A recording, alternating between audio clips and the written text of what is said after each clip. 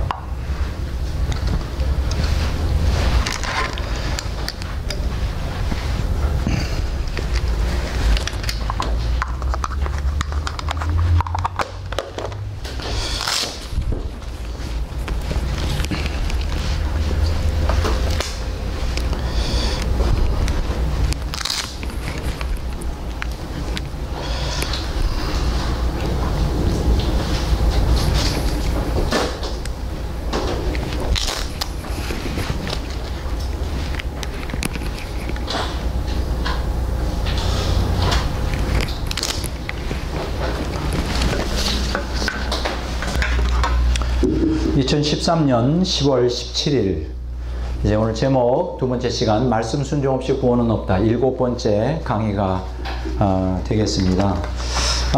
우리가 여러분들이 제가 지금 계속 반복하는 이유는 여러분들이 이 말씀을 완전히 숙지하시고 또 성경을 해석할 때 지금 사실은 말씀 순종 없이 구원은 없다는 이 특강은 굉장히 중요한 거예요. 사실은 제 사상의 핵심입니다. 제가 그리고 앞으로도 그렇고 과거에도 그렇고 가르치고자 하는 핵심이에요. 그리고 오늘 현대교회에 절실하게 필요한 말씀이에요. 근데 사실은 이 제목 자체는 굉장히 아주 우리가 논쟁을 일으킬 수 있는 컨트로버셜한 이슈입니다. 아니 예수 믿으면 되지 무슨 말씀 순종해야 구원받나. 말씀 순종이라는 건 옵션이고 뭐 해도 되고 안 해도 되는 거 아닌가 이렇게 하는데 그게 아니라는 이유를 지금 계속 말씀드리고요. 자, 하나님은 초월적 영이시잖아요. 다시 한번 얘기하지만 영에서 뭐가 나온다고요? 생명이 표출하죠. 그래서 영은 생명을 가지고 있는 영이죠. 그래서 생명에서 뭐가 나온다고요? 신적 성품이 나오죠. 신적 성품. 그러니까 생명은 신적 본질이에요. 그렇죠? 그다음에 신적 성품에서 또 뭐가 나올까요? 바로 하나님의 영광이 표출이 되죠. 이걸 갖다가 우리가 영광을 뭐라고 말해요? 빛이라고 이렇게 말합니다. 그리고 요 빛을 뭐라고 말하느냐? 그냥 빛이라고 말하지 않고 빛의 열매라고 말합니다. 열매. 자, 그리고 신적 성품에는 우리가 공유적 속성에서 세 가지가 있다고 그랬죠? 거룩, 그다음에 진리, 사랑이라고 그랬어요. 그러면 우리가 신적 성품을 참여하여 하나님의 생명을 우리가 받고 그 다음에 하나님과 하나가 되기 위해서 우리가 어떻게 하라는 거예요? 신적 성품에 참여하기 위해서 그냥 믿으면 된다는 거예요? 아니에요. 믿고 어떻게 돼요? 이미 예수님이 다 이루어 놓으신 걸 믿고 확신 가운데 믿고 우리가 실제적으로 거룩과 진리와 사랑이라고 하는 말씀의 명령에 계명에 순종해야 되는 거예요. 그리고서 중요한 것은 그러니까 다른 말로 말하면 거룩하라, 진리를 행하라, 사랑하라고 하는 신적 성품의 본질이 되는 이 명령에 순종하지 않으면 어떻게 될까요? 신적 성품에 참여할 수 있을까요? 그냥 예수님 믿습니다. 예수님이 보혈로 나는 은혜로 믿음으로 구원받으면 구원받을까요? 아까 뭐라고 그랬어요? 이사야서 66장에 그냥 예수님의 피를 회개하지 않고 말씀 순종 없이 그냥 그 피제사만 드리는 걸 무슨 피를 드린다? 돼지 피를 드리는 것과 같다. 그렇죠. 그래서 우리는 어떻게 되냐? 거룩하라, 진리를 행하라, 사랑하라는 그 명령에 순종해야 돼. 이게 바로 말씀 순종이에요. 이 거룩하라, 진리를 행하라, 사랑하라는 말씀 순종에 하지 않으면 절대로 신의 성품에 참여할 수 없습니다. 여러분 성경을 자세히 보세요. 그러면 신의 성품, 거룩, 진리, 사랑하고자 하기 위해서는 어떻게 해야 돼요? 투쟁해야죠. 그래서 믿음의 선한 싸움이 필요한 것이고 영적 투쟁이 필요한 것입니다. 그러면 신적 성품에서 뭐가 나타난다고요? 영광이 나타나는데 빛의 영광이 나타나는데 그 빛을 뭐라고 하느냐? 빛의 열매다 이렇게 말합니다. 오늘 여러분들이 잘 아시는 것처럼 이 빛의 열매를 맺지 않는 자들은 어떻게 될까요? 성경이 분명히 말하기를 열매 맺지 않는 사람들은 지옥 간다고 그랬어요. 지옥. 좋은 열매 맺지 않느냐. 마태복음 21장 43절에 그 나라의 열매 맺는 백성만 천국 들어가고 요한복음 15장 2절 6절에 보면 열매 맺지 않는 가지는 불에 던져진다고 말했습니다. 여러분 분명히 마태복음 3장 10절에도 좋은 열매 맺는 알곡 신자만 천국 들어간다고 분명히 세례 요한도 말씀을 했고, 또 마태복음 7장 19절에 예수님께서도 좋은 열매를 맺지 않으면 불에 던져진다고 말씀했어요. 불에 던져지는 건 지옥이죠. 그러니까 빛의 열매를 맺지 않는 자들은 뭐가 없다는 거죠? 신의 성품이 없다는 거예요. 그러니까 거룩과 진리와 사랑을, 그러면 신의 성품은 왜 없죠? 거룩과 진리와 사랑의 삶을 살지 않는 것이죠. 그러면 그 안에 뭐가 없을까요? 생명이 없는 거예요. 생명이 없다는 것은 하나님과 아무 관계가 없다는 거예요. 그러니까 여기서 중요한 것은 열매가 없는 자는 어디 간다? 지옥 가요. 신의 성품, 거룩과 진리와 사랑의 삶을 살지 않는 사람은 어디 간다? 지옥 가요. 왜 지옥 갈까요? 당연히 생명이 없으니까.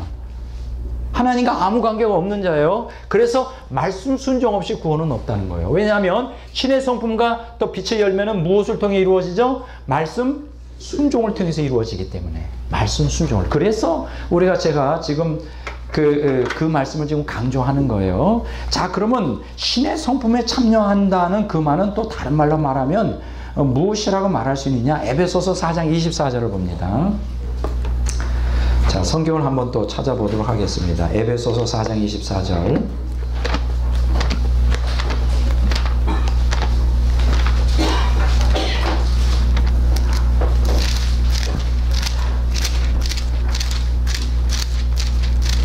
자, 에베소서 4장 24절 다 같이 읽어보겠습니다. 하나님을 따라 의와 진리의 거룩함으로 지으심을 입으하던 새 사람을 입으라. 여러분들이 그 에베소서 4장에 1절부터 16절까지 보면 몸의 연합에 대한 주제를 다루고 있고요.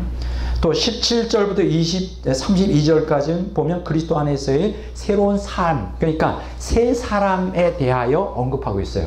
여기 보면 하나님을 따라라고 했습니다. 하나님을 따라. 이게 무슨 뜻일까요? 하나님을 따라라고 하는 것은 God like예요. 하나님을 형상을 본받아. 하나님을 본받는 자가 되는 거예요. 하나님을 따라라고 하는 것은 하나님을 닮은, 이렇게 표현할 수 있습니다. 그러면 하나님을 뭐가 닮았다는 거예요? 의와 진리의 거룩하심으로 지으심을 받은 새 사람이에요. 그러니까 우리 안에 새 사람, 옛사람이 아닌 하나님의 생명이 우리 자아와 결합할 때, 우리 자신과 결합할 때 새 사람이 형성되는데, 그것은 하나님의 형상을 닮은 거예요. 무슨 얘기인지 아시겠죠? 그래서 성경에서 하나님의 형상을 회복하는 것은 새 사람이 내 안에 형성됨으로, 우리가 보통 새 사람, 옛 사람 그렇게 말하잖아요. 새 사람이라는 것은 신적 성품을 얘기하는 거예요. 신적 성품을 닮은 나예요. 하나님을 닮은 나예요. 예수님을 닮은 나가 바로 새 사람인 거예요. 그 새 사람을 어떻게 하라? 입으라라고 말을 해요. 제가 영어 성경으로 다시 한번 읽어보겠습니다. NLT 성경에 에베소서 4장 24절 Put on the new nature, the regenerate self created in God's image, God like in the righteous and holiness. 자, put on the new nature 뭐예요? 새로운 성품을 입으라. 그 새로운 성품은 뭐냐? The regenerate self예요. 거듭난 자아예요. 따라서 합시다. 거듭난 자아. 거듭난 자아. 그런데 이 새로운 new nature, 새로운 성품은 뭐냐? Created in God's image. 하나님의 형상을 따라 창조된 새로운 성품이에요. 새 사람이에요. 그러니까 여기서 새 성품이라는 것, 혹은 새 사람이라는 건 누구의 형상을 따라? 하나님의 형상을 따라 창조된 거예요. 그러면 그 하나님의 형상을 따라 창조된 그 새 성품이 언제 들어올까요? 우리가 예수님을 그리스도로 영접하고 거듭날 때, 중생에 체험할 때 내 안에 예수님 피가 뿌려지면서 그 안에 성령이 내주하시면서 전혀 새로운 성품이 우리 안에 이식이 되죠. 근데 여기서 조심해야 될 것은 우리 안에 이식된 새 사람은 완전히 완성된 게 아니에요. 그때부터 투쟁의 역사를 해야 돼요. 왜냐하면 새 사람이 내 안에 있지만 그 이전에 존재하던 옛 사람은 나를 장악하고 있으니까요. 원래 많은 기독교인들은 중생의 체험만을 강조하는데 그것이 이제 청교도 영성의 핵심인데, 중생의 체험은 물론 중요해요.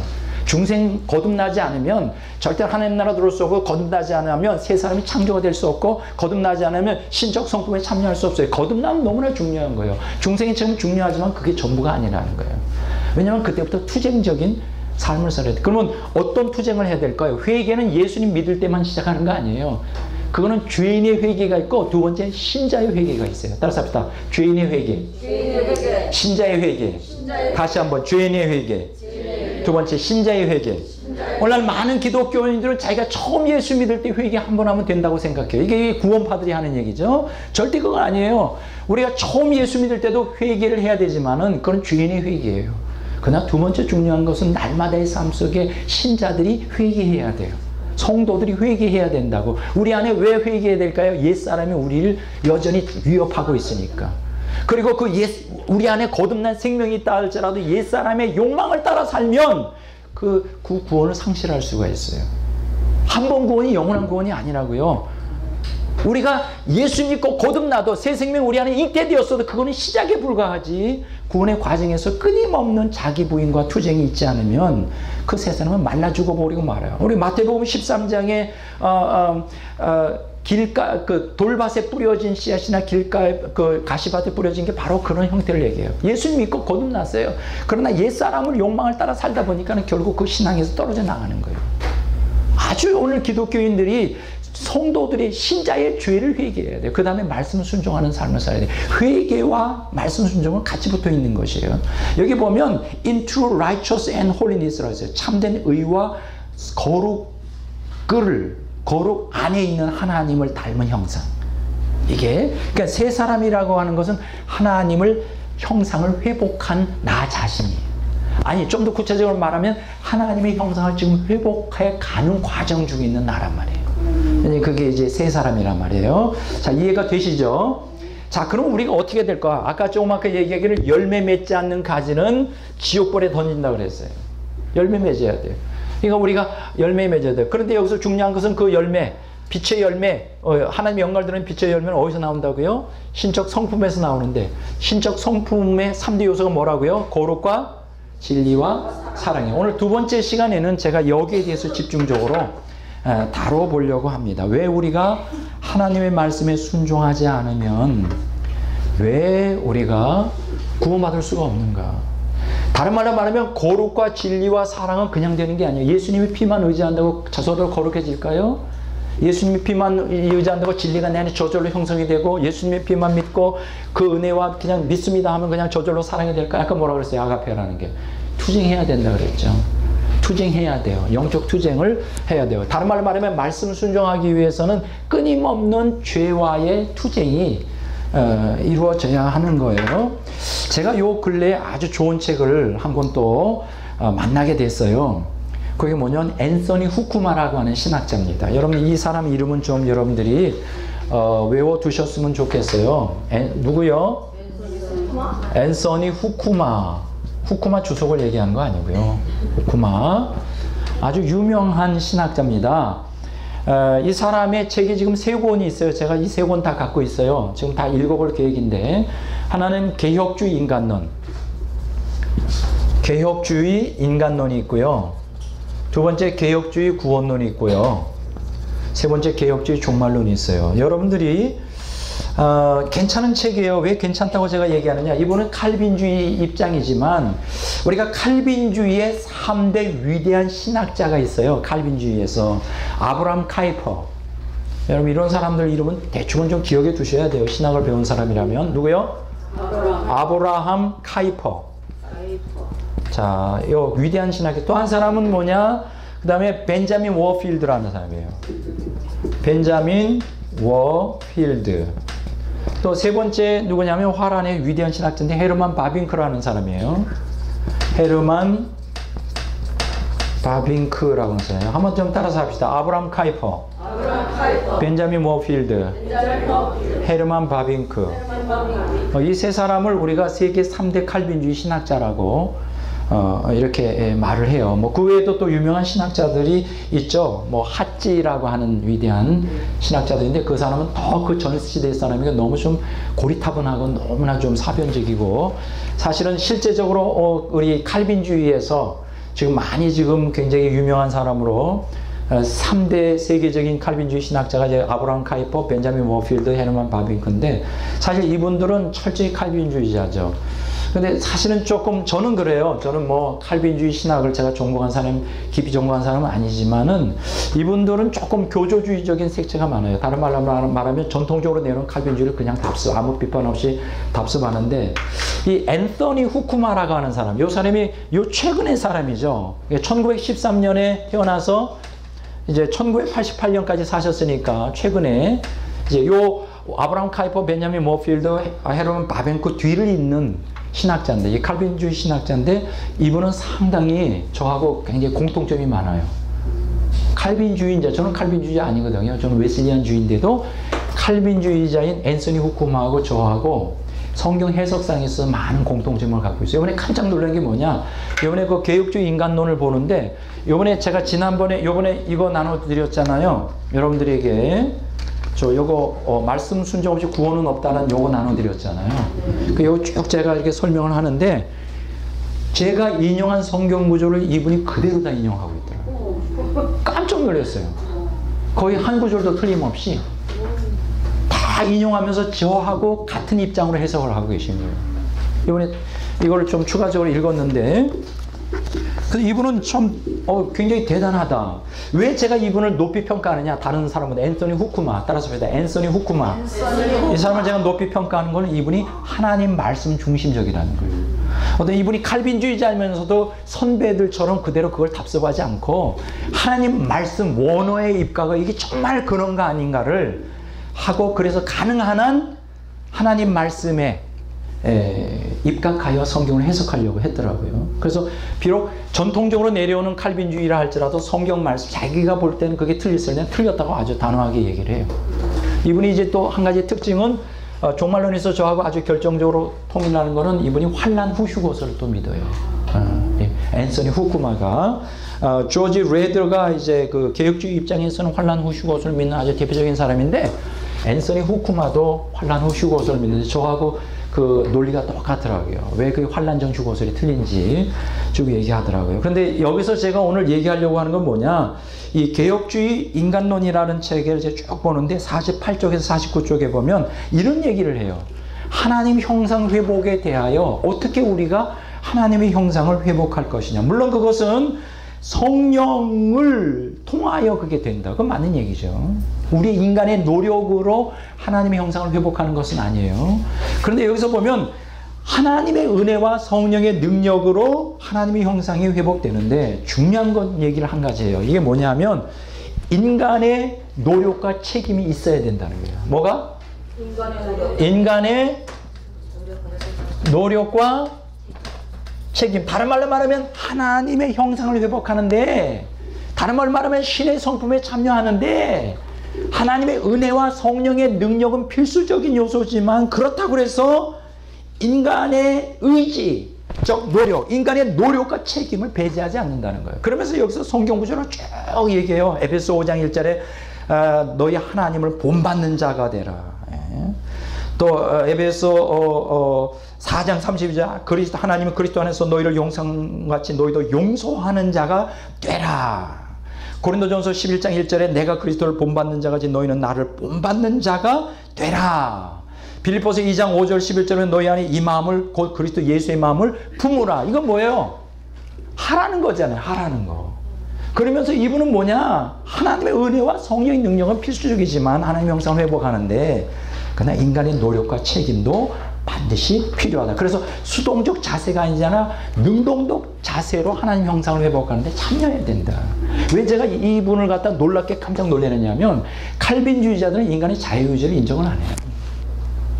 인간은 자유의지가 없다는 거예요. 노예의지만 있다는 거예요. 우리는 아무것도 할 수가 없다는 거예요. 하나님이 은혜 주셔야 되는 거고, 칼빈주의자들은 그렇게 말해요. 근데 앤서니 후쿠마마는 아니다. 하나님의 은혜와 성령의 능력이 있어야 되면 인간도 의지를 들여서 노력하고 책임이 있다. 애써야 된다. 깜짝 놀랐어요.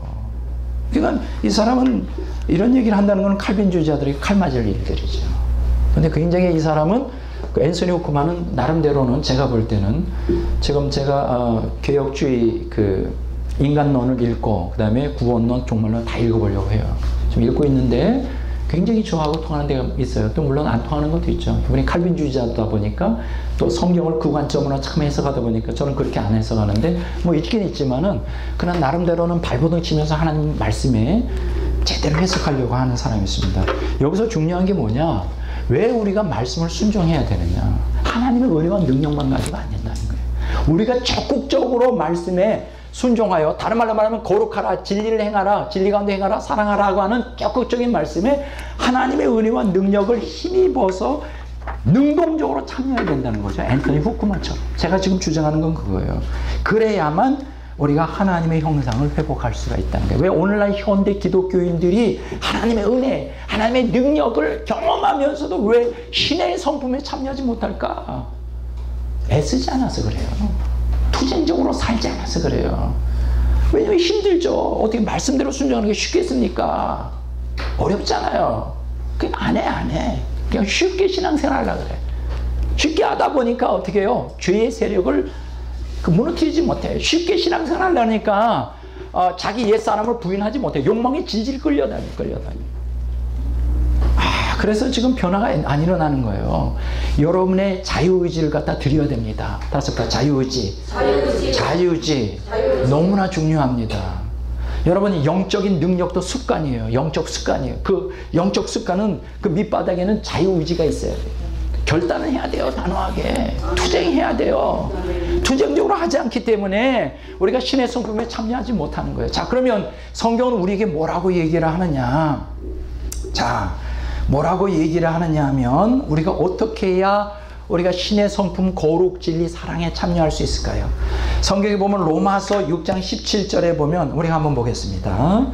이건 너무나 중요한 얘기입니다. 어떻게 해야 죄의 세력을 깨부시고 어떻게 신의 성품에 참여하여 거룩 그리고 빛의 열매를 맺을 수 있을까? 자, 어떻게 해야 될까요? 로마서 6장 한번 보겠습니다. 로마서 6장. 이게 너무나 중요한 얘기인데 이거 구체적인 얘기죠. 로마서 6장 한번 보겠습니다. 로마서 6장 17절에 보면 죄의 종이라고 하는 단어가 나와요. 죄의 종. 그 다음에 죄의 종, 우리가 죄의 종이었어요.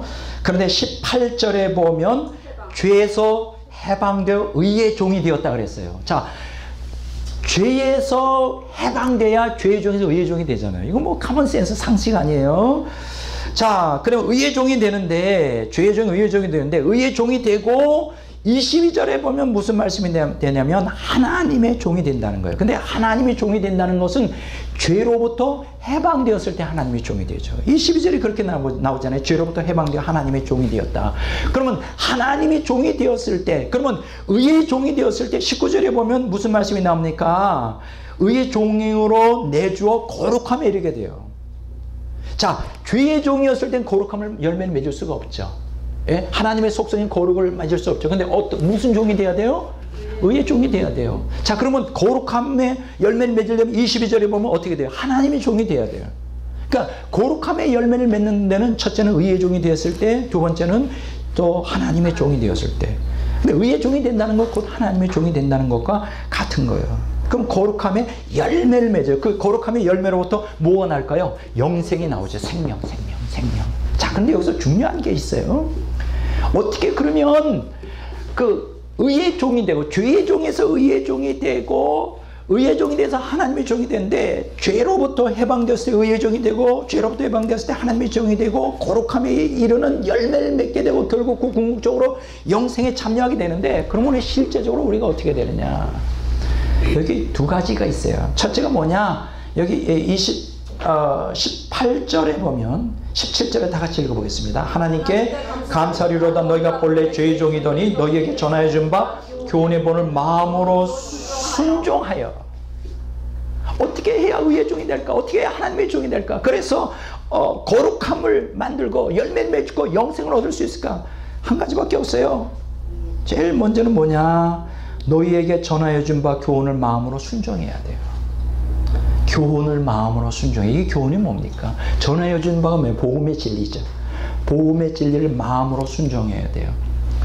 야, 복음의 진리를 마음으로 순종한다는 걸 본을, 마음의 본이 뭐예요? 모방하라는 거예요. 흉내내라는 거예요. With all your heart, 전심으로 하라는 거예요. 마음을 다하여, 현대어 성경에는. 여러분들이 하나님이 신의 성품에 참여하려면 믿습니다. 그것만 가지고 안 돼요. 예수님 피를 의지합니다. 그것만 가지고 안 돼요. 전심을 다하여 그 말씀의 본을 어떻게 돼요? 순종해야 돼요. 여기 순종하라 그랬어요. 교훈의 본을 마음으로 순종하라.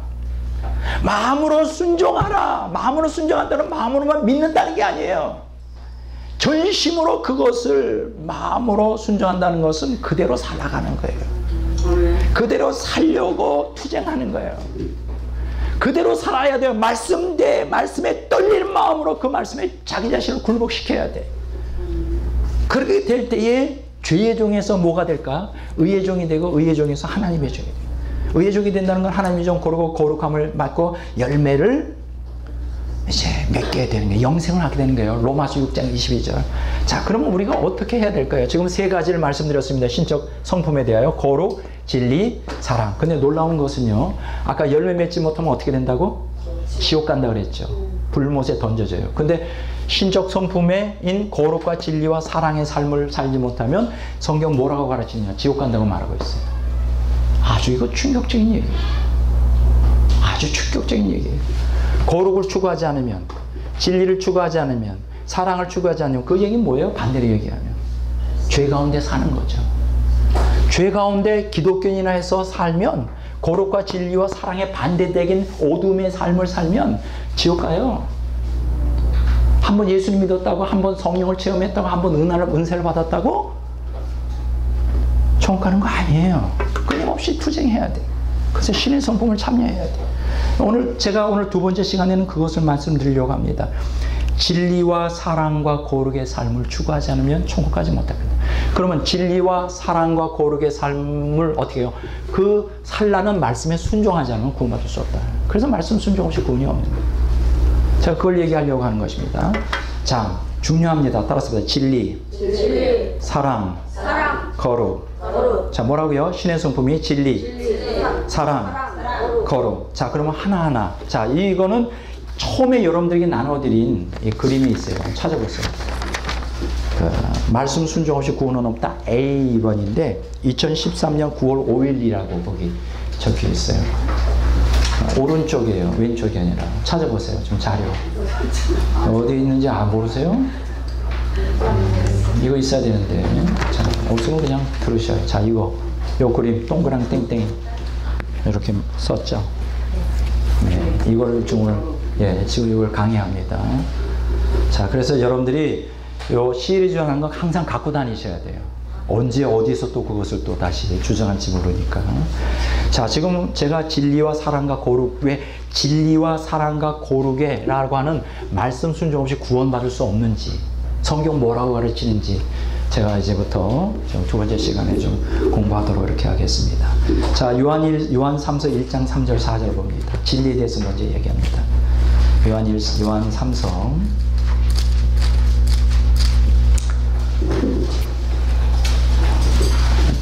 요한 3서 1장 3절 4절 다 같이 읽어보겠습니다. 형제들이 와서 내가 있는 진리를 증언하되 내가 진리 안에서 행한다 하니 내가 심히 기뻐하노라. 내가 내 자녀들이 진리 안에서 행한다함을 듣는 것보다 더 기쁜 일이 없도다. 여러분 요한 서신을 보면 참 좋은 서신이에요. 저는 요한복음도 참 좋아하지만 요한 1, 2, 3서도 굉장히 좋아합니다. 우리가 보통 요한을 무슨 사도라 그래요? 사랑의 사도예요. 그래서 요한 1서에 보면 사랑에 대해서 많이 얘기하잖아요. 근데 요한 2서와 3서는 뭐를 집중적으로 얘기하느냐? 진리에 대해서 얘기를 많이 해요. 진리에 대해서. 여기 요한 서신에서 2서의 2절, 1절, 2절, 3절, 4절에 보면 진리를 증언하는 것만이 아니라 진리 안에서 행한다니 굉장히 기쁘다. 진리 안에서 행한다를 듣는 것보다 더 기쁜 게 없다. 자, 한번 따라서 할까요? 진리 안에서 행하자. 진리 안에서 행하자. 다시 한번 말씀드립니다. 진리 안에서 행하자. 진리 안에서 행하자. 진리 안에서 행하는 자만 결국은 구원을 받게 될 것입니다. 그러면 진리의 반대는 뭘까요? 거짓이에요. 그러면 진리는 누구에게 속해 있는 거죠? 하나님께 속해 있습니다. 거짓은 누구에게 속해 있는 거죠? 거짓의 아비인 마귀에게 속해 있는 거예요. 저는 진리 안에 행한다는 것은 무엇을 의미하느냐? 시편 26편 3절에서 5절을 보겠습니다. 시편 26편 3절에서 5절 봅니다.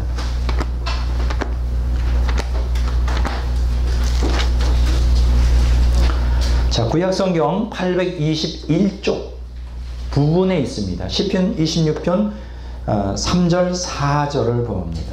자, 다 찾으셨어요? 자, 다 같이 읽겠습니다. 주의 인자하심이 내 목전에 있나이다. 내가 주의 진리 중에 행하여 허망한 사람과 같이 앉지 아니하였사오니 간사한 자와 동행하지도 아니하리이다. 내가 행악자의 지표를 미워하나니 악한 자와 같이 앉지 아니하리이다. 자, 보세요. 주의 진리 중에 행한다는 건 뭘 의미하느냐? 바로 4절, 5절에 나와요. 허망한 사람과 같이 앉지 말아야 돼요. 이거 들으니까 어디서 시편 1편에 나오죠? 복 있는 사람은 악인의 꾀를 쫓지 아니하고 죄인에게서 서지 아니하고 오만한 자의 자리에 앉지 않는다. 바로 이게 진리를 행하는 자예요. 누가 복 있는 자이냐? 진리를 행하는 자예요. 그러면 진리를 행한다는 사람은 뭐냐? 허망한 사람과 같이 있잖아요. 이 허망하다는 것은 악한 게죠. 허무한 헛된 것을 추구하는 사람들이죠. 간사한 자와 동행하지 않아요. 여러분 소인배들하고 같이 어울리지 않습니다. 군자형이 되어야 돼요. 우리는 대의를 위해 살아야 돼요. 의를 위해 살아야지 자기 이권 따라 사는 건 기독교인답지가 않습니다. 네? 여기 보면 간사한 자와 동행하지 않는다 그랬어요. 그게 진리를 행하는 사람의 특징이에요. 세 번째는 뭘 행하죠? 내가 행악자의 지폐를 미워하니 악한 자와 같이 앉지 않겠다. 이게 바로 진리를 행하는 사람의 특징이에요. 그러니까 진리를 행하는 사람은 이 어둠이 없죠. 당연히 빛 가운데 있죠. 근데 여러분 이렇게 보세요. 빛 가운데 있다 그러면서 어두운 가운데 있다. 이게 말이 됩니까? 아, 나는 진리를 믿어 하면서 여전히 어두운 삶을 살아요. 어둠에 속한 삶, 죄된 삶에 거하는 걸 즐거워해요. 비록 아직 죄의 세력에서 벗어나지 못했다 할지라도 그 죄 짓는 것에 대해서 탄식을 해야 될 거 아니냐. 응? 애통해야 될 게 아니냐. 하나님, 나를 이 죄의 구덩텅이에서 건져 주십시오. 나는 지금 얽매여 살고 있습니다. 죄의 세력이 얽매여 살고 있습니다. 마귀가 나를 조롱하고 마귀의 권세 아래 내 눌려 있습니다. 제발 제발 제발 하나님 구원해 주십시오 라고 부르짖어야 될 거 아니에요. 죄 가운데 사는 걸 즐거워하고 기꺼이 거기에 enjoy, 예? 아까 그랬죠. rejoice in, 그것을 막 기꺼이 기뻐하고 즐거워 따라가면 그거는 희망 없어요. 기독교인이라 그러면서 죄 짓는 거를 즐거워하고 불의와 타협하고 간사한 자하고 함께하고 그렇게 하면 그 사람은 뭐예요? 신적 성품은커녕 지옥 가요. 천국까지 못합니다. 그렇게 살면서도 예수님 피 때문에 간다고 한다면 그 예수님 피가 뭐로 바뀔까? 천문 앞에서 돼지 피로. 그게 예수님 피가 아니라 자기가 의지했던, 자기가 유일하게 구원의 근거로 자기 행위가 아니고 자기 신의 성품은 참여할 힘도 없고 열매, 빛의 열매 맺을 힘도 없고 그냥 죄악 타락한 본성대로 살 수밖에 없는, 그래서 오직 한 가지 의지했던 게 뭐예요? 예수님의 피인데 그 예수님 피를 열심히 의지했단 말이에요. 청문회 딱 갔더니 그 자기가 의지했던 예수님 피가 뭐였어요? 돼지의 피야. 깜짝 놀라겠죠. 청문 앞에서 돼지 피. 자기가 수십 년 동안 의지했던 예수님 피가 돼지 피라는 걸 알았을 때 무슨 일인지 아시겠어요? 야, 참 놀라운 일입니다. 자, 그래서 여기 보면 진리 가운데 행하는 것, 이게 바로 영생일이죠. 요한 2서 1절에서 4절 봅니다.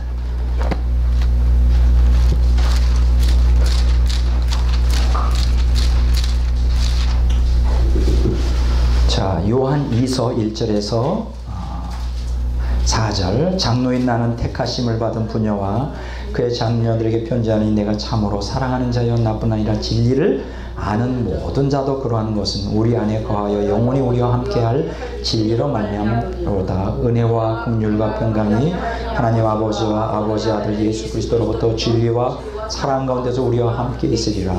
너는 자녀들 중에 우리가 아버지께 받은 계명대로 진리를 행하는 자를 내가 보니 심히 기쁘도다. 아까 그 똑같은 말씀이 나오죠. 진리를 행한다고 하는 것을 보니 심히 기쁘다. 근데 여기 보면 2절에 보면 우리 안에 거하여 영원히 우리와 함께할 진리예요. 여러분, 진리는 이 땅에 떠날 때 우리가 안에서 없어질까요? 죽어서 천국에서 영원히 진리는 우리 안에 거합니다.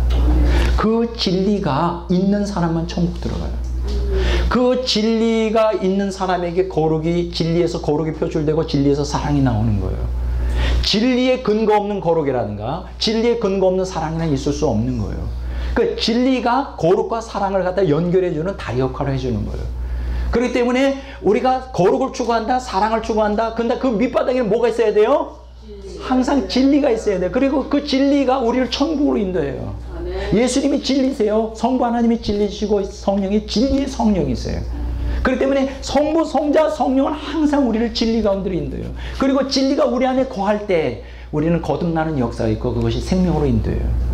여러분 아시겠습니까? 거룩이 어디에 근거 두고 있다고요? 진리에 근거가 있어요. 사랑이 어디에 근거를 두고 있다고요? 진리. 그래서 이 진리는 우리 안에 영원히 거합니다. 진리가 없는 사람은 천국 들어가지 못해요. 진리가 있어야만 우리가 천국에 들어가는 거죠. 그래서 여기 보면 우리 안에 거하여 영원히 우리와 함께할 진리라 이렇게 말했어요. 자, 그런데 이 진리에 대해서 뭐라고 얘기하는지 좀 더 구체적으로 말합니다. 베드로전서 1장 22절 23절 봅니다. 베드로전서 1장 22절 23절 보겠어요. 자, 왜 진리가 중요한가? 자, 베드로전서 1장 22절에서 23절 다 같이 읽겠습니다. 너희가 진리를 순종함으로 너희 영혼을 깨끗하게 하여 거짓이 없이 형제 사랑을 이루었으니 마음으로 뜨겁게 사랑하라. 너희가 거듭난 것은 썩어져 실어된 것이 아니요 썩지 아니할 실어된 것이니 살아있고 항상 있는 하나님의 말씀으로 되었느니라. 자, 여기 진리에 대해서의 진리의 역사, 진리의 능력, 진리의 어떤 특성을 얘기합니다. 진리를 우리가 순종할 때, 여기서 진리를 믿는다는 건 순종이에요. 여기서 말하는 진리는 뭡니까? 물론 하나님 말씀이죠. 그러나 단순히 기록된 문서상의 말씀만이 진리가 아니라 성령으로 역사하는 하나님 말씀이 그 진리예요. 자, 그런데 이 진리를 어떻게 할 때 우리가? 순종할 때. 아까 우리가 순종한다는 걸 지난번에 뭐라 그랬어요? 말씀이 내 안에 어떻게 한다 그랬어요? 거하는 걸 얘기해요. 여기서 진리에 순종한다는 것은 단순히 외형적인 어떤 계명을 굴복하는 게 아니에요. 잘못하면 그게 율법주의가 돼요. 자기 의의를 드러내는 율법주의가 되고 그 생명의 말씀이 성령 안에서 생명의 역사는 말씀이 내 안에 거해야 그게 진리를 순종하는 거예요. 그러면 진리를 순종할 때 어떤 역사가 일어나죠? 영혼이 깨끗하게 돼요. 정결하게 됩니다. 이게 놀라운 역사예요. 영혼이 정결하게 돼요. 다른 말로 말하면 거룩하게 된단 말이죠. 진리가 우리를 거룩하게 하는 능력을 갖고 있어요. 진리가 우리를 거룩해 합니다. 영혼을 깨끗하게 해요. 그리고 깨끗하게 할 뿐 아니라 거룩에 참여하게 할 뿐 아니라 거짓 없이 형제를 어떻게 해요? 사랑해. 다른 말로 말하면 진리가 거룩과 사랑의 기초가 된단 말이에요. 여러분 영 안에서 생명으로 성령을 통해 역사하는 여러분 안에 거하는 진리는 무엇을 만들어낼까요? 거룩과 사랑을 만들어내는 역할. 바로 이거예요. 그래서 어떻게 됩니까? 23절에 거듭나는 역사가 일어나죠. 항상 썩지 않는 항상 살아있는 하나님의 말씀. 그게 바로 진리인 것입니다. 이해가 되시죠? 자, 그러면 내가 어떻게 해야 될까요? 어떻게? 에베소서 4장 21절 24절 보겠습니다. 자, 에베소서 4장 아까 봤나요? 22절.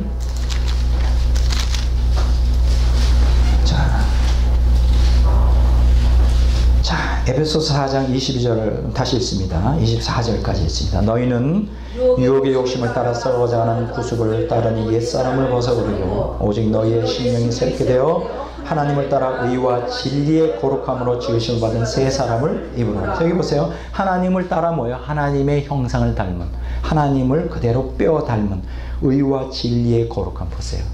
진리에서는 어떻게 돼요? 거룩함이 나오죠. 그리고 새 사람이 거기서 창조가 되죠. 거듭나게 된단 말이에요.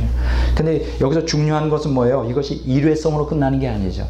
내가 거듭날 때 중생할 때 한번 거듭났다, 새 사람 됐다, 끝나는 거 아니에요. 여기 보면 유혹의 욕심을 따라 썩어져가는 구습을 따른 옛사람을 끊임없이 버리는 역사가 있어야 돼요. 옛사람을 끊임없이 버릴 때 진리가 되는 거예요. 끊임없이 우리가 옛사람에서 벗어나려고 해야 돼요. 옛사람을 벗어나려고 하는. 그래서 31절에 이런 말씀 있잖아요. 너는 모든 악독과 노함과 분냄과 떠드는 것과 비방하는 것 모든 악의를 버리라 그랬어요. 이게 바로 옛사람의 성품이죠.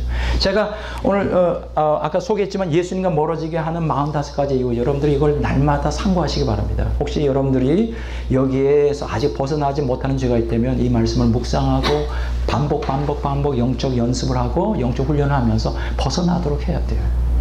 막연히 말씀 순종이라는 개념 하지 말고 구체적으로 하나하나 자세한 지극히 작은 것에서부터 이렇게 벗어나는 훈련을 할 때 이제 그 얘기에 대해서는 이제 다음 주에 아마 강의가 집중적으로 두 번째 시간에 다뤄지게 되겠지만은 우리가 거룩이라 그래서 거창할 필요가 없어요. 지극히 하나의 지극히 작은 것 하나. 이런 거 있어요. 제가 지금 그 자료를 안 가지고 왔는데 1, 29, 300 법칙이라는 게 있어요. 이거 이제 다음 주에 좀 더 구체적으로 얘기했는데 이게 뭐냐? 하나의 거대한 대형 사고가 있잖아요. 뭐 백화점이 붕괴되거나 뭐 그런 29가지의 작은 사고들이 나타나면서 하나의 경고성으로 나타나는 거예요. 전조라는 것이죠. 그리고 그 29가지는 300가지의 자잘한 그 사고가 날 뻔한 그러한 위험성들이 이렇게 축적이 되게 된다는 거예요. 그러니까 하나의 거대한 사고는 갑자기 일어나는 것이 아니라 29가지의 작은 사고에서 발생이 되고 그것은 300번이라고 하는 엄청난 숫자에 우리가 간과하기 쉬운 많은 것들에서 축적이 되면서 이렇게 된다는 거예요. 제가 이건 무엇을 얘기하냐? 이걸 거꾸로 얘기하면 하나의 우리가 완전에 도달하기 위해서 일이라는 완전에 도달하기 위해서는 어떻게 되느냐? 그냥 완전히 향해 가는 게 아니에요. 거창한 일을 해야 되는 거 아니에요. 300가지라고 하는 지극히 작은 것 하나하나 우리의 삶에서 말과 행동 하나하나를 고쳐가면서 회개하면서 말씀에 하라는 건 하고 하지 말라는 건 하지 말고 하면서 하나하나 우리의 삶에서 구체적으로 지극히 작은 사소한 것들에 순종해 가면 그 다음에 어떻게 돼요? 300가지가 29가지로 더 집약돼서 더 깊이 영성으로 들어가고 그것이 궁극적으로는 완전히 도달하는 길인 거예요. 그러니까 너무 여러분 신앙생활을 거창하게 생각하지 마세요. 제가 지금 말씀 순종하는 걸 너무 어렵게 생각하지 마세요. 지극히 작은 것 하나 하면 돼요. 지극히 작은 것 하나 안에서 실생활 가운데 그걸 실천하는 삶이 필요한 거예요. 여기 대해서는 나중에 이제 제가 자세하게 말씀을 드리겠습니다. 자, 여기 보면 예수님께서 자 21절 다 같이 읽어보겠습니다. 진리가 에베소 4장 21절 진리가 예수 안에 있는 것 같이 너희가 참으로 그에게서 듣고 또한 그 안에서 가르침을 받았을진데 진리가 누구 안에 있다고요? 예수님 안에 있어요. 하나님 진리는 누구의 속성이에요? 신의 성품이니까 신이니까 당연히 진리가 그 성부, 성자, 성령 안에 있죠. 그 진리가 우리 안에 있기를 원하는 거예요.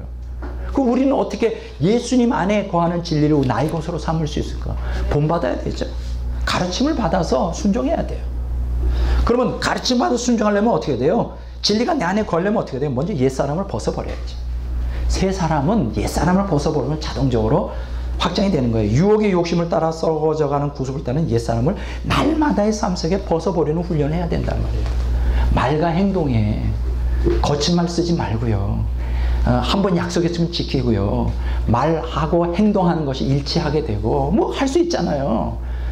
식사할 때도 숟가락 하나 놓는 것조차도 이런 거, 지극히 작은 거, 집에서 가정주부라면 쓰레기 봉지하는 거, 어떤 사람들은요, 봉지 아낀다고 그냥 밤에 막 무단 투기해.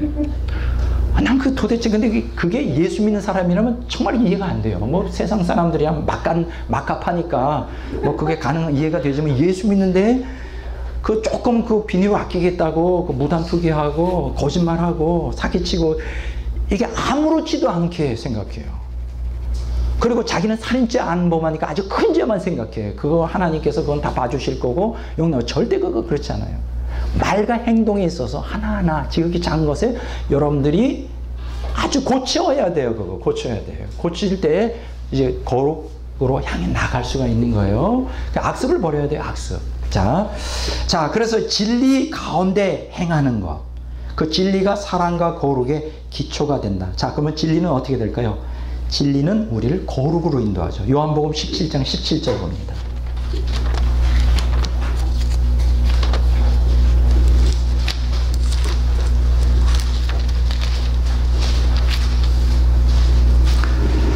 자, 요한복음 17장 17절 다 같이 읽겠습니다. 찾으셨어요? 자, 다 같이 읽습니다. 그들을 진리로 거룩하게 하옵소서. 아버지의 말씀은 진리입니다. 여러분, 우리가 거룩해지려면 뭐가 우리를 거룩해 하죠? 진리가 우리를 거룩해 하죠. 진리가 우리를 거룩해 합니다. 아버지의 말씀은 진리예요. 자, 19절에 보면 또 그들을 위하여 내가 나를 거룩해 하오니 이는 그들도 진리로 거룩함을 얻게 하려 함이라. 예수님은 분명히 얘기했어요. 진리가 우리를 거룩해 한다고. 아멘. 진리가 우리를 거룩해 합니다. 여러분들이 거룩해지길 원해요? 하나님 말씀, 진리를 순종하세요. 그럼 거룩해져요. 뭐 거창한 거 아니에요. 우리가 뭐 말씀 순종하세요. 그냥 지극히 작은 것 하나에 하라는 대로. 예를 들어서 뭐 이런 뭐 여러 가지 많죠. 악을 악으로 갚지 말고 악을 어떻게? 선으로 갚아라. 저도 이제 교단 일을 하다 보면 별일들이 다 있잖아요. 거기서 막 공격해오면 나도 해주고 싶은 마음이 있다. 근데 성경 뭐라 그래요? 악을 악으로 갚지 말라. 악을 선으로 갚아라. 또 교단을 갖다가 분열시키는 또 그러한 사람들이 있어요. 그러면 거기서 막 이렇게 부정적인 얘기를 교단을 향해 하잖아요. 그럼 여기서도 같이 같은 포를 쏴줄 수 있지. K9으로 그냥 자주포로. K55A 그게 아니라 K9. 그게 굉장히 성능이 좋대요. 45km까지 날아간대. 근데 그렇게 하면 안 돼요. 그러면 똑같은 사람 되는 거예요. 악으로 오면 그거를 선으로 가. 성경이 있잖아요. 그렇게 해보세요. 내가 너한테 주지 않는다. 난 절대 손해보지 않겠다. 이건 뭐 예수 믿지 않는 사람하고 다른 게 뭐 있어요? 양보하고 손해보고 거기서 흉보면 나 같이 흉보지 말고 그냥 참고 기도하면서 기도 무릎 꿇는 거예요. 이게 바로 신의 선부에 참여하는 거예요. 근데 너무 말이 많아. 제가 이제 목회자들 세계 보니까 조그만 그 흠도 막 그냥 퍼져 그냥 교단 전체에. 아, 왜 이렇게 흉을 보는지 몰라. 하지 말라 그랬잖아. 형제의 연약함을 어떻게 하라고? 담당하라 그랬잖아. 항상 덕이 끼치는 말만 하라 그랬잖아. 근데 왜 안 해? 그냥 조그만 흉이 있으면 그냥 사람들한테 해서 막 그 사람 누구는 어떻더리 저떻더리 그거 하지 말란 말이에요. 성경에 하지 말라는 건 하지 말아야 되지. 그죠? 네, 그런 것 같아요. 그게 다 거룩으로 향해 나가는 거예요. 자, 데살로니가후서 2장 13절 보겠습니다.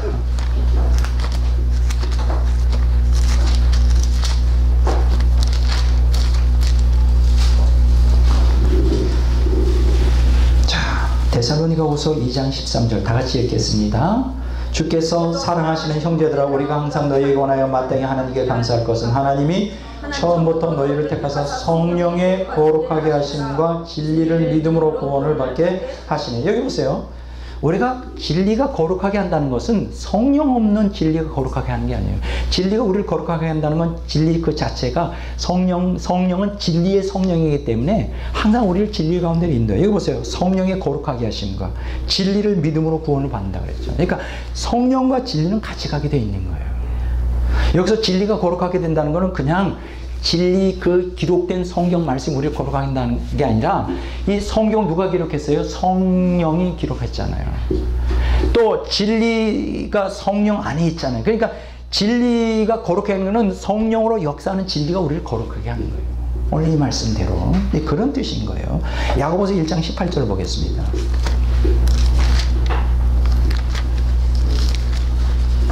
야고보서 1장 18절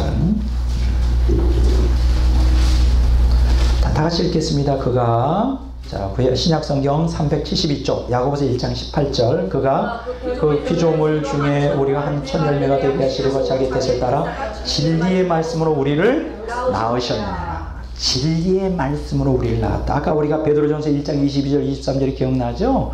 살아있는 하나님 말씀이 우리를 거듭나게 한다. 진리의 말씀이 거듭나게. 그러면 여기서 진리의 말씀이 우리를 거듭나게 한다는 건 거기에 누가 역사한다는 거예요? 성령께서 역사한다는 거예요. 성령께서. 누가복음 8장 12절 봅니다.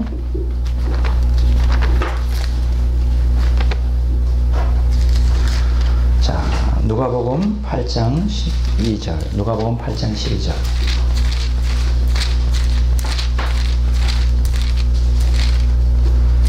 다 같이 읽어보겠습니다.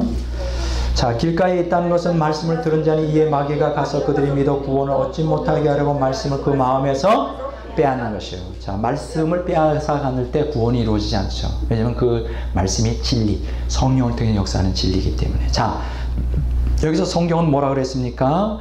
진리가 우리를 거룩해 한다. 이렇게 말을 했습니다. 자, 그러면 우리가 또 어떻게 해야 거룩해질까요? 여기 성경에 보면 진리로 거룩해지는데 그 진리가 어떤 것이냐? 성령이 역사하는 진리. 그것이 예수의 피로 말미암아 역사하는 진리예요. 그러니까 우리가 거룩해지는 것은 진리인데 성령과 예수의 피가 함께 할 때 이제 우리가 예수님의 보혈로 우리가 거룩하게 된다 말할 수 있죠. 요한계시록 1장 5절 봅니다. 아까 본 것 같은데 또 봅니다.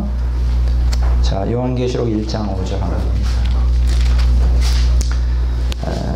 다 같이 읽어보겠습니다. 1장 5절 후반부에 있습니다. 우리를 사랑하사 그의 피로 우리 죄에서 우리를 해방하시고. 죄에서 해방한다는 것은 이제 거룩에 향해 나아간다는 거예요. 요한계시록 7장 14절 봅니다. 요한계시록 7장 14절.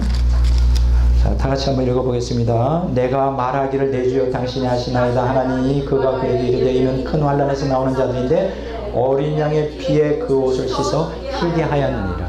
자, 어린 양의 피가 우리를 정결하게 합니다. 다른 말로 말하면 거룩으로 나가게 한단 말이에요. 자, 히브리서 10장 29절을 봅니다. 히브리서 10장 29절을 다 같이 봅니다. 히브리서 10장 29절. 자, 다 같이 봅니다. 히브리서 10장 29절 다 같이 봅니다. 하물며 하나님의 아들을 짓밟고 자기를 거룩하게 한 언약의 피를 부정한 것을 이고 은혜의 성령을 욕되게 하는 자가 당연히 받을 형벌은 얼마나 더 무겁겠느냐 너희는 생각하라. 저기 언약의 피와 거룩이 연결되어 있는데 여기 보면 은혜의 성령이 같이 역사합니다. 자 정리해 보겠습니다. 진리가 우리를 거룩하게 한다는 것은 그냥 기록된 하나님 말씀을 우리 거룩하게 한다는 것보다 그 진리가에 누가 역사한다고요? 성령이 역사합니다. 그래서 거룩으로 나가고 또 한 가지는 예수님의 보혈로 우리가 거룩하게 되는데 그 예수님의 보혈은 누가 역사하죠? 성령께서 함께 역사를 하죠. 그래서 거룩으로 나갑니다. 그래서 우리에게 지금 거룩으로 나가는데 절대적으로 필요한 것은 성령으로 역사하는 예수님의 보혈과 진리 되시는 하나님의 말씀으로 우리가 거룩하게 되는 거예요. 그래서 왜 우리가 하나님 말씀을 순종할 때 우리가 항상 예수님의 보혈을 주장해야 돼요. 왜냐하면 예수님의 피만이 우리의 원죄와 자범죄를 덮어주고 제거할 수 있는 능력을 갖고 있어요. 예수님의 보혈의 능력이에요. 따라서 때 예수님의 보혈의 능력. 다시 한번 예수님의 보혈의 능력. 근데 우리가 중요한 건 예수님의 피 없이 그냥 말씀 순종만 할 때 잘못하면 율법주의로 전락하기가 쉬워요. 왜냐면 거기 내 공로가 들어가잖아요. 그래서 항상 예수님의 피를 주장하고 내 죄를 정결케 하고 거룩으로 나가게 하는 예수님의 피를 주장하며 또 성령으로 역사하는 진리 되시는 말씀에 순종할 때 이게 두 가지가 앙상블을 이룰 때 어디로 나가게 될까요? 이제 거룩으로 향하게 되는 거예요. 거룩으로 이제 나가게 되는 거예요. 자, 그러면 이 거룩이라는 게 도대체 이제 무엇일까? 거룩은 두 가지 의미를 갖고 있어요. 하나는 하나님 측면에서 또 하나는 인간 측면에서 거룩이 있어요. 자, 뭐라고요? 우리가 두 가지 거룩을 추구해야 되는 하나는 하나님 측면에서의 거룩을 추구해야 되고 또 하나는 인간 측면에서 거룩을 추구해야 돼요. 그러면 하나님 측면에서의 거룩은 뭘까요? 정결과 성결이에요.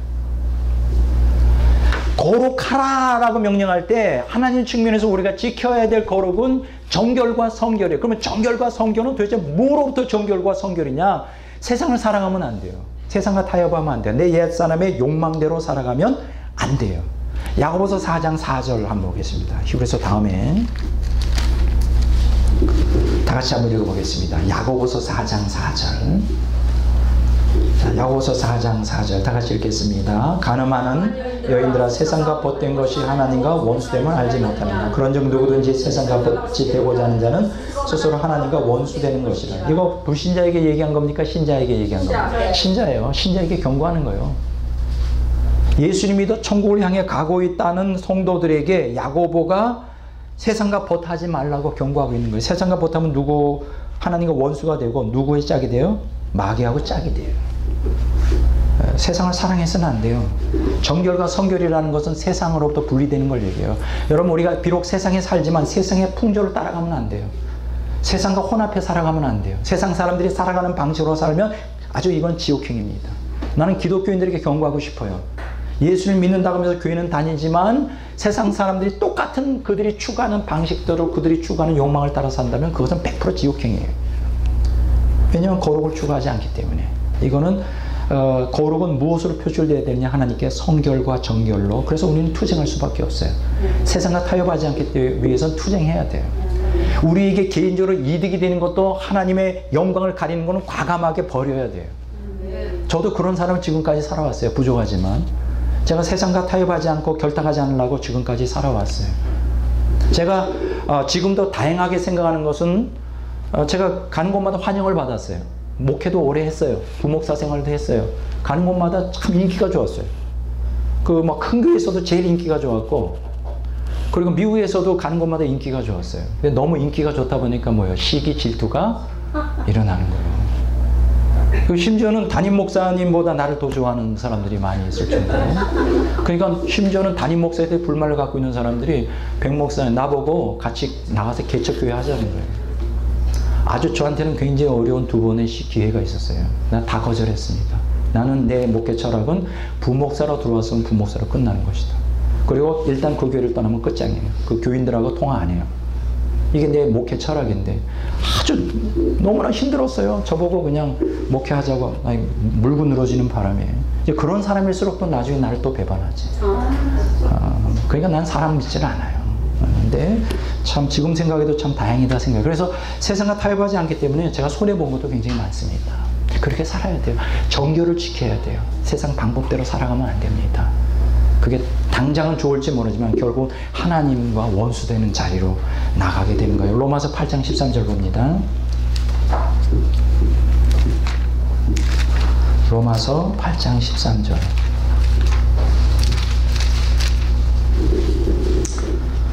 다시 읽어보겠습니다. 너희가 육신대로 살면 반드시 죽을 것이로되 영으로서 몸의 행실을 죽이면 살리냐. 여기 육신대로 산다는 게 뭐예요? 옛사람의 욕망대로 사는 것이죠. 반드시 죽는다는 거예요. 이건 기독교인들에게 경고하는 거예요. 기독교인들에게 경고하는 거예요. 육신대로 욕망대로 살면, 탐욕대로 살면 죽어요. 지옥 가요. 영이 뭐예요? 영으로서 성령으로 몸의 행실을 죽이면, 여기서 말하는 몸은, 몸의 행실이라는 것은 악한 옛사람의 행실이에요. 죽여야 돼요. 성령으로 죽여야 돼요. 근데 성령으로 죽인다면 막 기도만 해서 되냐? 말씀이 성령과 함께, 진리의 말씀이 성령과 함께 역사하게 되면 진리로 우리 옛사람을 죽여야 돼요. 굴복시켜야 돼요. 말씀에 굴복시켜야 돼요. 그러면 살게 돼요. 여러분, 제가 여러분들에게 권면하고 주고 싶은 건 뭐냐? 이 세상에 사는 동안에 정결과 성결을 지키십시오. 정조를 지키세요. 하나님을 향하여. 세상과 타협하지 마세요. 여러분, 이 세상과 타협하지 말라는 것에 대해서 가장 강력하게 경고해 주는 사람이 A.W. 토조예요. 사실은 그분은 신학자가 아닙니다. 그분의 책이 제가 18권인가 20권 갖고 있는 다 읽었는데, 읽어보면 무슨 얘기인지 잘 모르겠어요. 죄송하지만. 제 그 멘토세요. 아니, 내가 그렇게 정했다는 거죠. 그분은 이미 돌아가신 분이고. 멘토인데, 근데 무슨 얘기인지 잘 몰라요. 왜냐면 신학적으로 정립이 안 돼서 읽어도 너무 숭고없고. 그런데 한 가지 제가 그분한테 배우는 건 뭐냐면, 그 제목 있잖아요. 그 책의 겉표지 제목과 그 소제목 있잖아요. 그게 나를 갖다가 막 강력하게 일깨워요. 그 사람의 특징은 뭐냐? A.W. 토조의 특징은 세상을 사랑하지 말라는 거예요. 세상에 정면으로 대항하라는 거예요. 대항하라는 거예요. 그리고 맞서라는 거예요. 얼마나 멋있습니까? 거기 내가 매료돼가지고 토조 선생님을 내 스승으로 삼았는데, 나중에 보니까 그분보다 더 좋은 분들이 좀 있더라고요. 그래서 또 사람이, 제가 또 의리파잖아요. 또 더 좋은 사람이 있다고 그냥 또 거기 홀랑 또 하면, 이게 또 천국에서 A.W. 토조 선생이 섭섭해 할 거야. 그냥 나가 일생 그냥, 죄송합니다. 일생 그냥 그분을 내 멘토로 삼기로 그렇게 했어요. 그 A.W. 토조의 특징은 뭐냐? 세상 사랑하지 말라는 거예요. 그거 한번 여러분들이 소제목만 쭉 읽어보세요. 얼마나 은혜가 되는지, 막 도전이 되죠. 여러분, 절대 세상을 사랑하지 마십시오. 그러면 인간에게 거룩을 지키는 건 어떻게 되냐? 공의와 정의를 행해야 돼요. 따라서 합시다. 공의와 정의. 공의와 정의. 공의와 정의. 공의와 정의. 여러분, 이스라엘 백성들은 왜 망했을까요? 그들이 제사도 많이 지키고 하나님 앞에 뭐 사랑한다 고백하고 날마다 예배를 드렸는데 왜 그들이 망했을까요? 공의와, 사회에 대하여, 이웃에 대하여 공의와 정의를 행하지 않았기 때문에 불의를 행했어요. 하나님 믿으면서도 저울을 숨겼고, 하늘을 믿으면서도 자기는 배 두드리면서 부자로 살면서 가난한 사람 돕지 않았고, 그래서 그들은 망했어요. 똑같아요. 오늘날도. 원래 우리가 하나님을 믿고 예수님 믿는다면서 인간과 인간의 관계 속에서 공의와 정의를 행하지 않는다, 불의를 행한다, 이거는 100% 지옥행이에요. 그건 거룩이 아니에요. 하나님 편에서의 거룩은 정결과 성결이고, 인간 편에서의 거룩은 공의와 정의로 나타나요. 사람을 대할 때 정직하게 행해야 되고 뭘 하든지 바르게 행해야 돼요. 에스겔서 18장 24절을 봅니다. 에스겔서 18장 24절 다 같이 봅니다.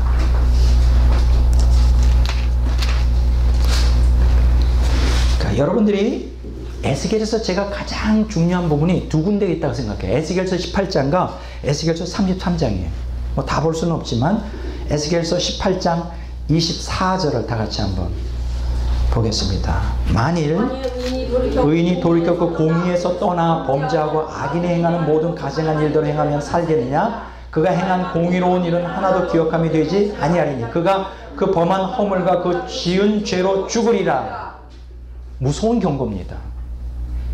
공의를 행하지 않는 하나님 믿는 사람이라면 그 불의 때문에 죽는다는 거예요. 지옥 간다는 거예요. 우리가 항상 공의를 행해야 돼요. 에스겔서 33장 보겠습니다. 제가 33장 중요하다고 그랬죠? 에스겔서 33장 14절에서 16절 봅니다. 14절에서 16절 다 같이 읽어보겠습니다. 에스겔서 33장 14절에서 16절 가령 내가 악인에게 말하기를 너는 죽으리라 하였다 하자 그가 돌이켜 자기 죄에서 떠나 정의와 공의로 행하여 저당물을 도로 주며 강탈한 물건을 돌려보내고 생명의 율례를 지켜 행하여 죄악을 범하지 아니하면 그가 반드시 살고 죽지 아니할 것이라. 그가 본래 범한 모든 죄가 기억되지 아니하리니 그가 반드시